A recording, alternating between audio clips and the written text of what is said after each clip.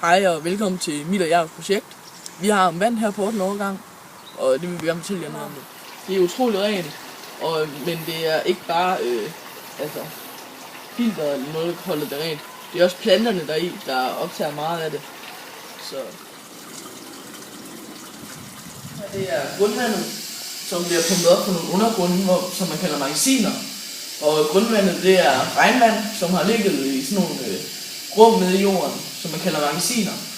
Og det er så blevet, det er nu så 35-50 år gammelt, før jeg kommer ned i det. Og så yderligere 10.000 år før det bliver pumpet op til grundvand. Grundvand er utrolig vigtigt, og det er ekstremt rent vand. Men der er stadig nogle urenheder i det, som jern og maven her.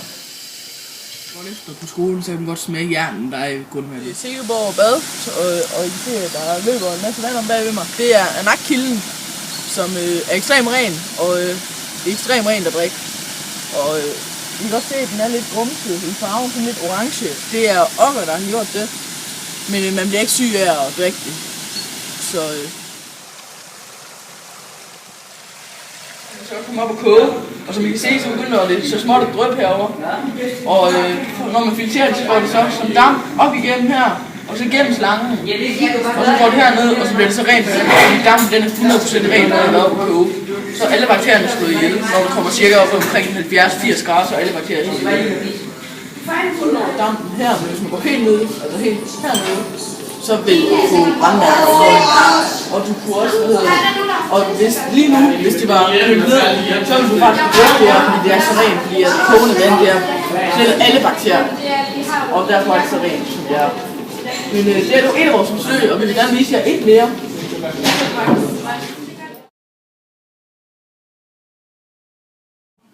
Ja, nu vil vi vise jer en anden måde, hvordan man kan rense vandet på. Vi har fået nogle piller fra Hyldechef, som kan rense 4-5 liters vand. Og nu vil vi så putte vand i den her, så det kommer ned i den her. Og så jorden her, den vil vi så ikke have med, fordi så kan det ikke renses ordentligt. Så det vil vi forsøge nu.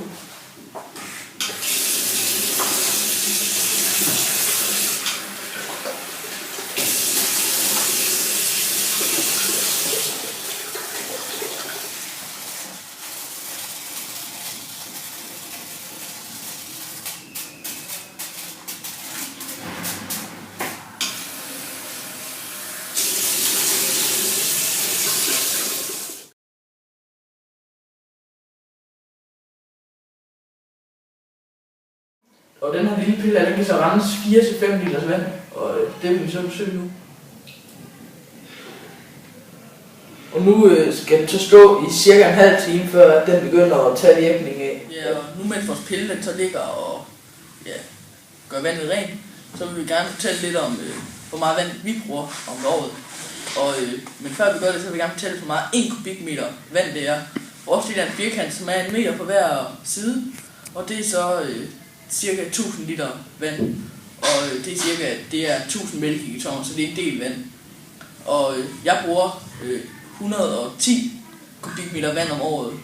Og Jakob, som er medinstruer i den her film, han har brugt 151 kubikmeter vand om året. Og det er ekstremt meget vand, vi bruger her på jorden. Og vi har så været ude at besøge Søholts rensningsanlæg, som ligger oppe ved højskolen, der ved badet. Og det var ekstremt spændende at være derude for at se, hvordan vandet det var. Og der kommer så nogle billeder fra nu.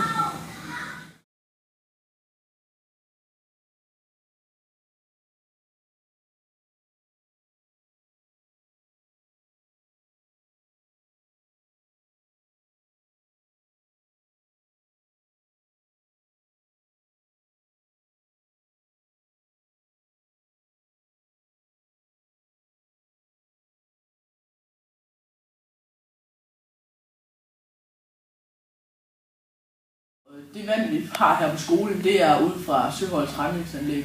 Og det er også det største i Silkeborg, og det dækker pænt stort område her i Silkeborg Kommune og Silkeborg Bar.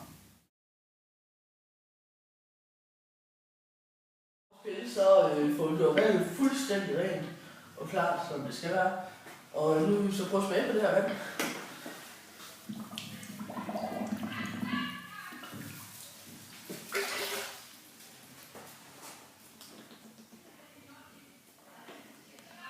smager lidt af klor, men det smager stadigvæk af normalt vand.